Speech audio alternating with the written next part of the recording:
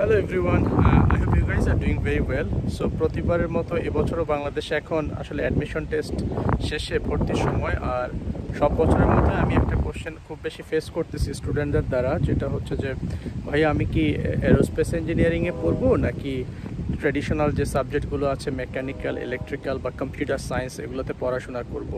So আমি এটার উত্তর সবাইকে পার্সোনালি দেওয়ার চেষ্টা করি যতটুকু পারি। তো কেউ যদি মিস করে তার জন্য হয়তো এই রিলটা উপযুক্ত হবে। আমি খুব সহজে বলার চেষ্টা করব।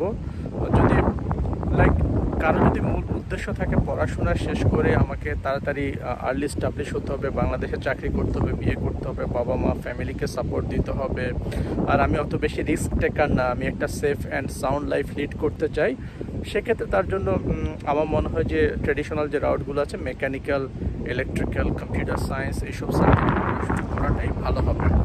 আর কেউ যদি হয় তার খুব ডিপ আন্ডারস্ট্যান্ডিং এবং প্যাশন আছে এয়ারপ্লেনের জন্য, he or she loves airplane, aerospace products, তারপরে তার এই মুহূর্তেই এত ক্যারিয়ার নিয়ে এত বেশি চিন্তা ভাবনা নাই, সে আগে পড়াশোনাটা এনজয় করতে চায় এবং তারপরে বাংলাদেশের বাইরে সেটেল হলেও তার কোনো সমস্যা নাই, সে তার ফ্যামিলি বাবা মা ছেড়ে বাংলাদেশে বা দেশের বাইরে এসে সেটেল হতে ইচ্ছুক, তার ক্যারিয়ার এখানে বিল্ড করতে ইচ্ছুক, তার জন্য aerospace engineering can be a very suitable subject. Thank you.